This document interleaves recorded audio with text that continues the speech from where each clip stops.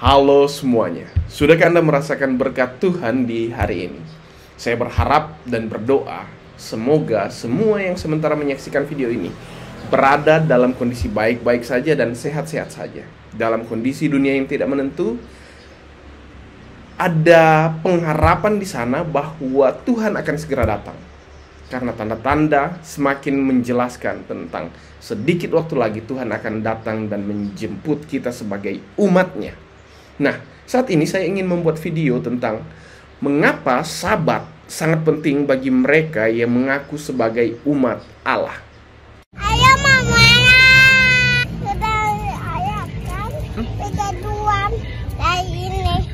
Jangan lupa ya, komen dan subscribe.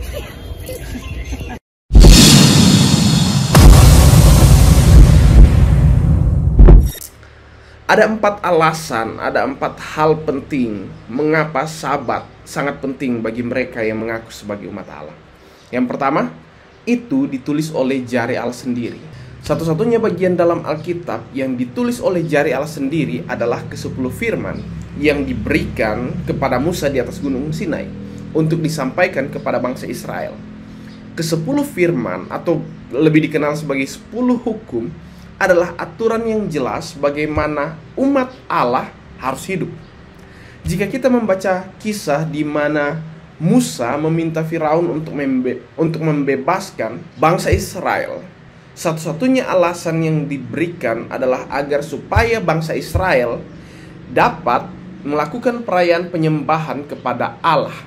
Jika kita membaca dalam Keluaran 6 ayat 6, dalam rencananya Tuhan ingin menjadikan umat Israel menjadi umatnya dan dia sebagai Allah mereka. Sehingga jelas ketika dia memberikan ke-10 firman di gunung Sinai, itu merupakan tanda atau aturan yang berlaku untuk menjadi perjanjian antara bangsa Israel sebagai umatnya dan dia sebagai Allah mereka.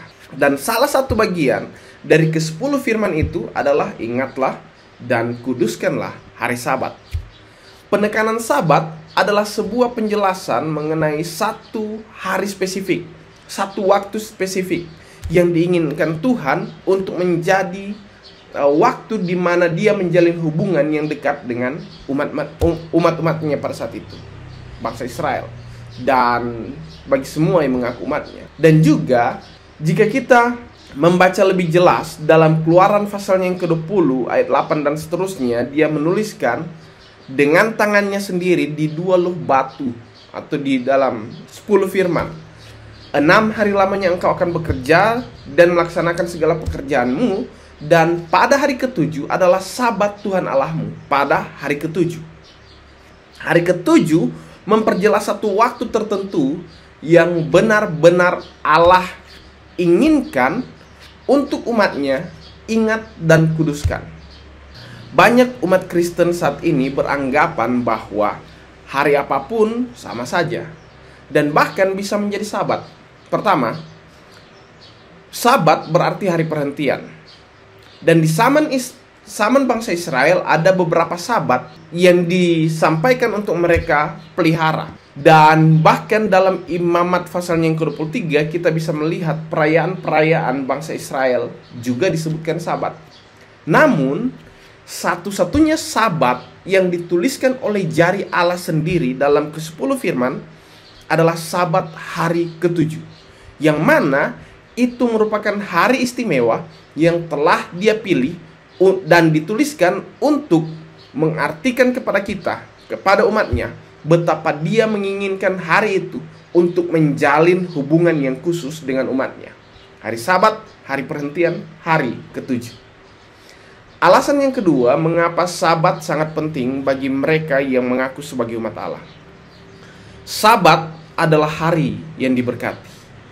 Sabat hari perhentian, hari ke-7 pertama kali dituliskan sebenarnya bukan dalam Keluaran pasalnya yang ke-20.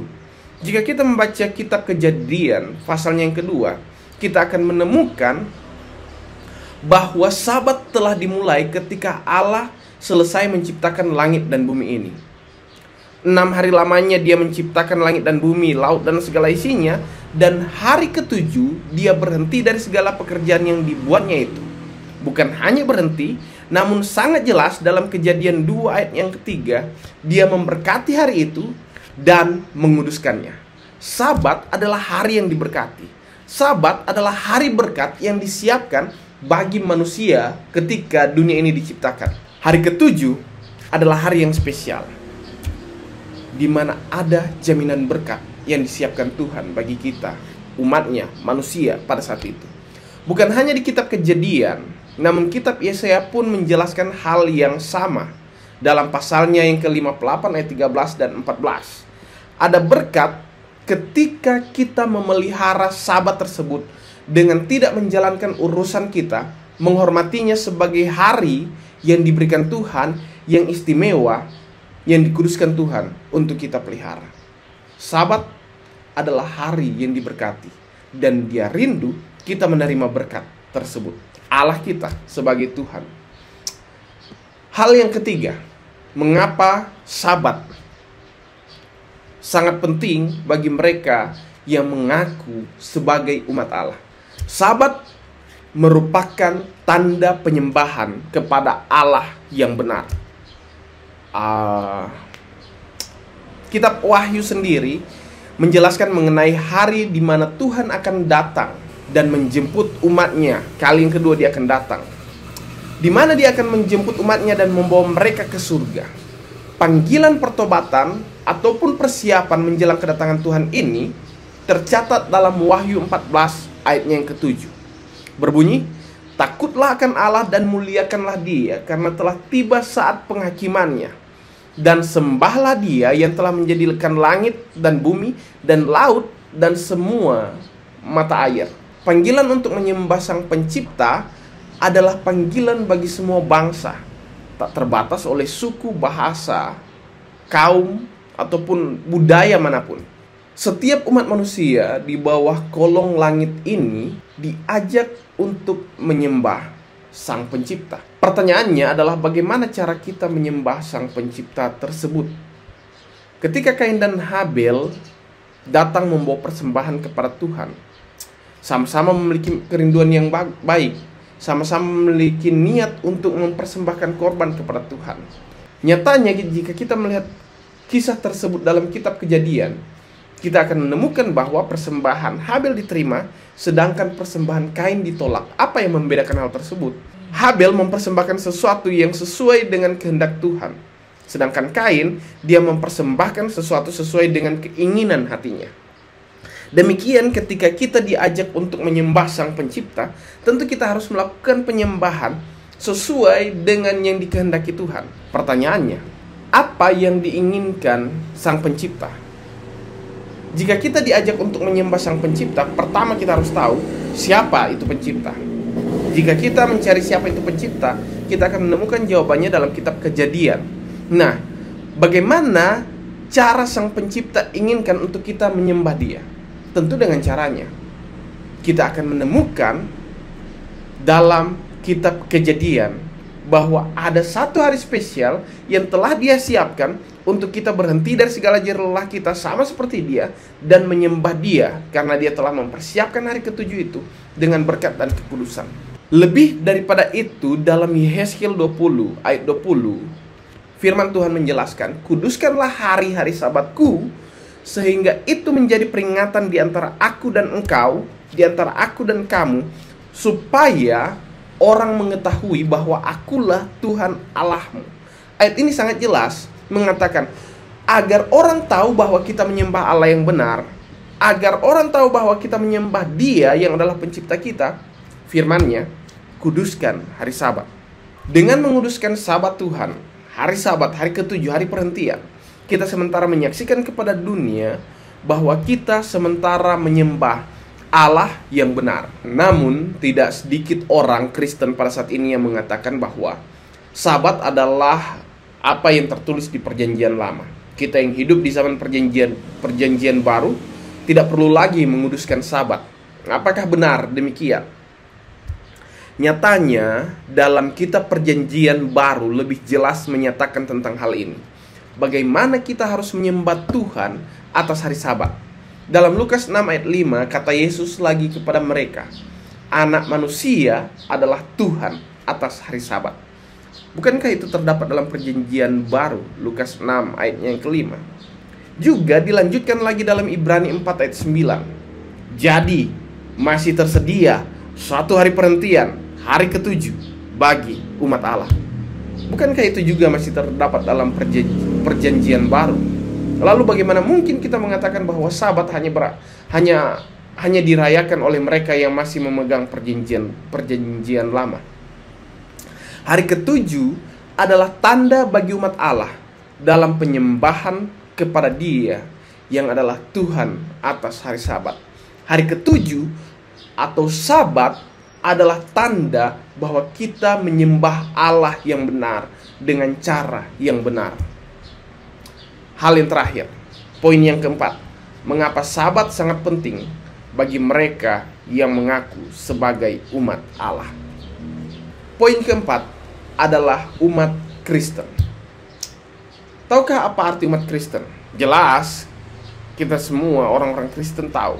Kristen artinya pengikut Kristus. Kristen berarti mengikuti Kristus. Apapun yang Dia inginkan, apapun yang diajarkan, apapun yang Dia lakukan, untuk kita ikuti dan kita terapkan dalam kehidupan kita. Mengikuti Kristus kemanapun Dia pergi, itu tujuannya Kristen. Bahkan kita dituntut untuk memikul salib. Karena Kristus pun memikul salib, umat Kristen seharusnya memiliki salib untuk dipikul. Mungkin bukan salib secara harafiah, tapi kita memiliki salib masing-masing. Sebagai pengikut Kristus, seharusnya kita mengikuti apa yang Yesus ajarkan dan lakukan dalam kehidupannya. Sama seperti umat-umat Kristen di waktu yang lalu. Mereka mengikuti Kristus kemanapun Dia pergi. Semua ajaran-ajaran dan perintah untuk dilakukan. Umat Kristen atau pengikut Kristus di zaman murid-murid, mereka melakukan semuanya seperti apa yang Kristus kehendaki. Seharusnya semangat Kristen inilah yang harus tetap dipelihara oleh umat-umat Allah pada saat ini. Salah satu yang seharusnya kita lakukan sebagai pengikut Kristus, sama seperti apa yang Yesus lakukan ketika Dia ada di dunia ini, adalah pemeliharaan hari Sabat, hari ke-7. Dalam Lukas 4 ayat 16, firman Tuhan mengatakan, Ia datang ke Nazaret, tempat Ia dibesarkan, dan menurut kebiasaannya, pada hari Sabat, Ia masuk ke rumah ibadat, lalu berdiri hendak membaca dari Alkitab. Kebiasaan atau cara hidup Yesus adalah datang, menyembah, beribadah pada hari Sabat, hari ke-7. Bukan hanya itu, bahkan setelah Yesus mati dan Dia terangkat ke surga, para murid pun mengikuti jejak yang sama, beribadah pada hari Sabat atau hari ke-7. Bukan hanya itu, bahkan setelah Kristus pun, para murid selanjutnya dalam kitab Kisah menjalankan kebiasaan yang sama yang dilakukan Yesus, yaitu pergi ke rumah ibadat pada hari Sabat, beribadah di sana dan membagikan kabar keselamatan kepada semua orang di setiap hari Sabat, tanpa ada pernyataan mengubah Sabat itu kepada hari yang lain, hari kedua, hari ketiga, hari pertama, atau hari yang lain. Sabat tetaplah menjadi hari peribadatan, mulai dari kitab Kejadian sampai kepada para murid dalam kitab Kisah Para Rasul, dan seterusnya, bahkan sampai di akhir perjanjian baru di kitab Ibrani, dan bahkan Wahyu dalam Wahyu 14 ayat 7, panggilan untuk penyembahan kepada Pencipta. Artinya, tidak ada satupun perintah daripada Yesus untuk mengubah pengudusan di hari ke-7, di mana hari yang telah diberkatinya dan di mana Dia menjadi Tuhan atas hari tersebut. Karena ada tertulis, Anak Manusia adalah juga Tuhan atas hari Sabat. Lalu, mengapa kita tidak mau mengikuti Kristus dalam halnya beribadah, sedangkan kita menyatakan diri kita sebagai pengikut Kristus? Atau mungkin pertanyaan yang lain adalah, Kristus mana sebenarnya yang kita ikuti? Inilah 4 hal mengapa Sabat sangat penting bagi mereka yang mengaku sebagai umat Allah. Pertama, karena Sabat ditulis oleh jari Allah sendiri. Artinya itu sangat penting. Kedua, Sabat adalah hari yang telah disiapkan untuk menjadi berkat. Artinya Allah mau kita menerima berkat tersebut. Dan yang ketiga, Sabat merupakan tanda penyembahan yang benar sebagai umat Allah. Dan yang keempat, Sabat adalah hal yang dilakukan oleh Yesus. Dan seharusnya kita yang mengaku sebagai pengikut Kristus harus melakukan tepat seperti apa yang Yesus lakukan. Biarlah apa yang saya bagikan ini boleh menjadi satu pemikiran bagi kita untuk memahami betapa pentingnya Sabat bagi kita semua yang mengaku sebagai umat Allah.